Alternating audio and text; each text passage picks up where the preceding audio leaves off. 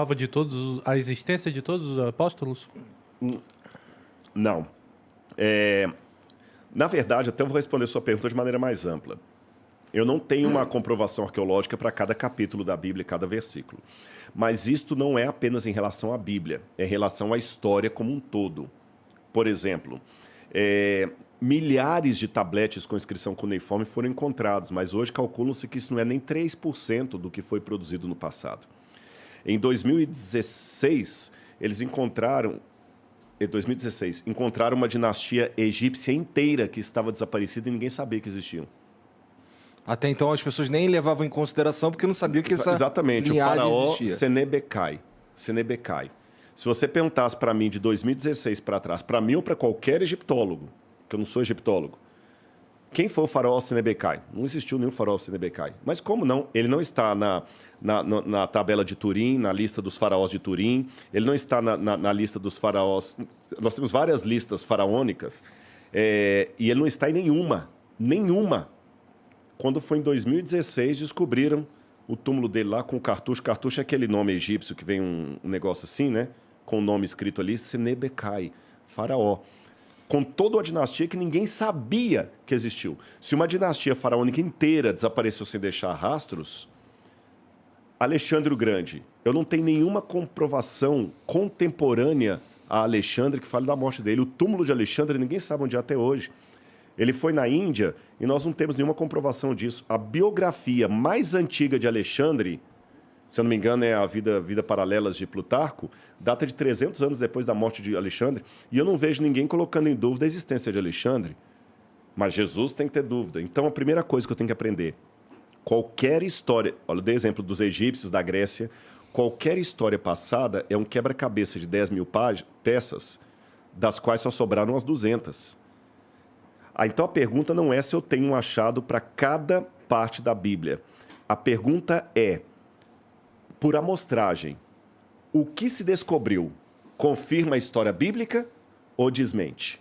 E a resposta para mim está na letra A, confirma. A maioria das coisas encontradas? A maioria das coisas encontradas. Jesus... Agora, olha que curioso. Vou dar um exemplo a você do preconceito. Um dos maiores gênios que já surgiram aí na vida, um matemático, inclusive ganhou o prêmio Nobel, foi Bertrand Russell.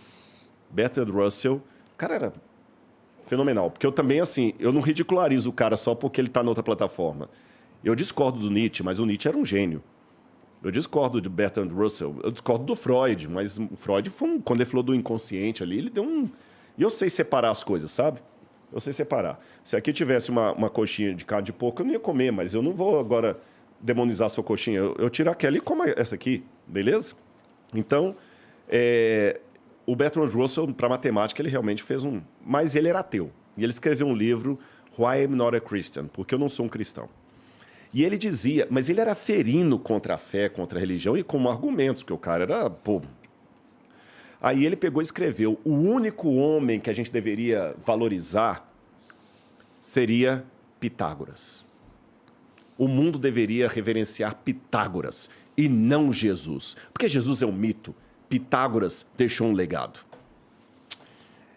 Agora, ao mesmo tempo que era um gênio, culto, ganhou o prêmio Nobel na área de matemática, com todo respeito, que asneira Bertrand Russell disse. Sabe por quê?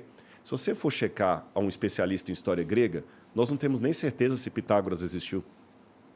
E o famoso teorema que leva o nome dele já era usado pelos gregos, pelos egípcios, séculos antes dele.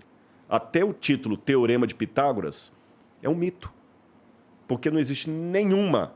E se tiver um matemático não assistindo, ele pode falar se eu estou falando bobagem ou não. Não existe nenhuma confirmação arqueológica, histórica, que Pitágoras sistematizou o famoso Teorema de Pitágoras. E os egípcios já usavam na sua engenharia antes, na sua engenharia e tudo mais. E até hoje eu não vejo nenhum matemático ateu pedindo desculpas por falar do Teorema de Pitágoras. E até se Pitágoras existiu, se ele existiu, eu acredito que ele existiu, o máximo que a gente sabe é que talvez ele foi um cara mais místico do que um matemático. Agora, Jesus, eu tenho comprovação da existência de Jesus em Flávio Josefo, Tácito, Suetônio, só para citar alguns. O que são isso? O que são essas coisas que você citou?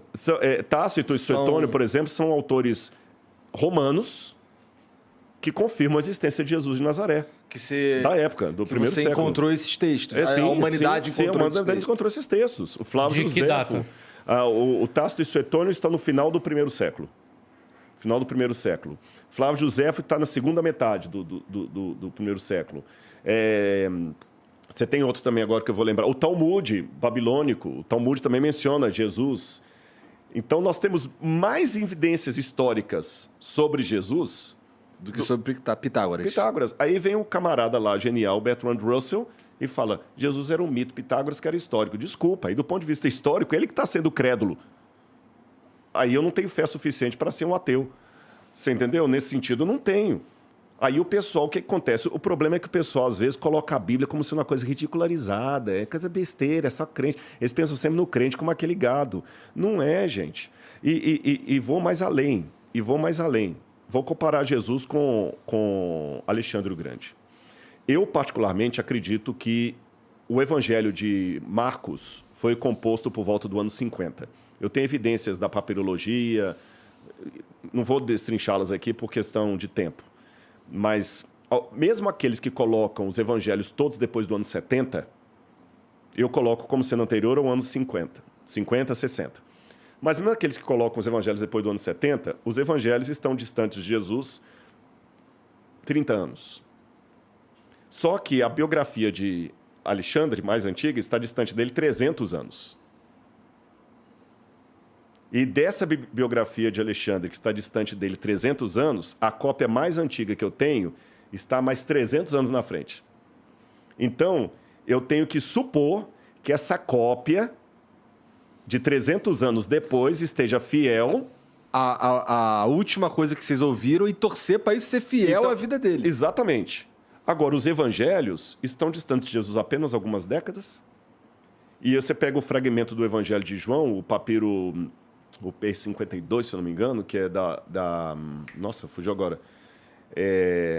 Daqui a pouco eu vou lembrar. É um texto de João, do Evangelho de João, que data aproximadamente do ano 130.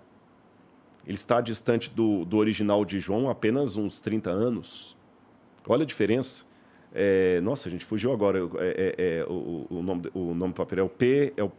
A gente tem um nome, acho que é o P52, se não me engano. A gente data, coloca o Johns Rylands, é o nome vulgar dele é Johns Rylands, porque ele está na biblioteca de Johns Rylands, mas ele tem o número técnico dele.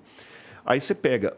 Vou dar um último exemplo para vocês aqui. Eu estou contando tudo isso porque a galera que está assistindo não imagina que o lado da crença tem todo esse academicismo que estou apresentando. Eu não imaginava. Vou pegar dos livros antigos da humanidade, o único livro mais bem documentado em termos de cópia é a Ilíada de Homero. Esse tem muitas cópias. Tem umas 1000... Estou falando cópias antes da invenção da escrita, tá? Da imprensa, de Gutenberg. Nós temos umas 1.400 cópias da Ilíada de Homero. Fora a Ilíada de Homero, quando eu pego, por exemplo, as Guerras Gaulesas de Júlio César, eu tenho 6 cópias. Quando você pega a Ética Nicômaco de Aristóteles, você tem talvez umas 12 cópias. Quando você pega a Tetralogia, você tem umas 5, 6 cópias. Uma disparidade absurda. Aí, quando eu pego só o Novo Testamento grego, eu tenho mais de 5.800 cópias. Só o Novo Testamento em grego. Não estou contando as cópias em hebraico. Quando tu fala Novo Testamento, é todo o Novo Testamento? Todo o Novo Testamento. Eu tenho mais de 5.800. Não é possível que não tenha se deturbado alguma coisa aí. Não, pelo contrário. Quanto maior o número de cópias, é o inverso. Quanto maior o número de cópias, maior é a chance de eu saber como era o original. Nossa, que curioso.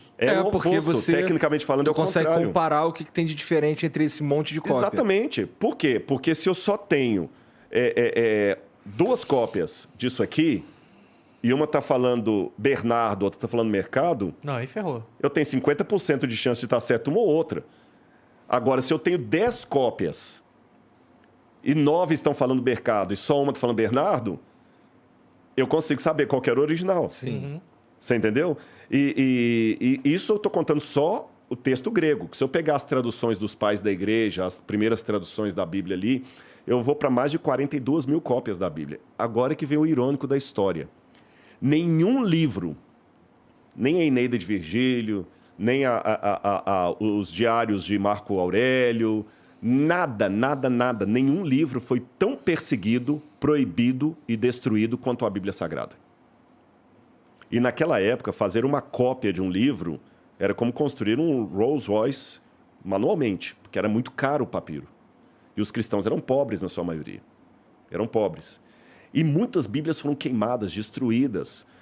Na época de Diocleciano, por exemplo, ele mandou queimar todas as Bíblias. E mesmo quando o catolicismo teve a sua hegemonia na Europa, havia um cânon, por exemplo, eu vou lembrar qual é o nome do Papa aqui, que ele proibia os cristãos de terem Bíblias. E Bíblias eram queimadas a rodo. Nenhum livro foi tão queimado. Agora, olha o contraste da história.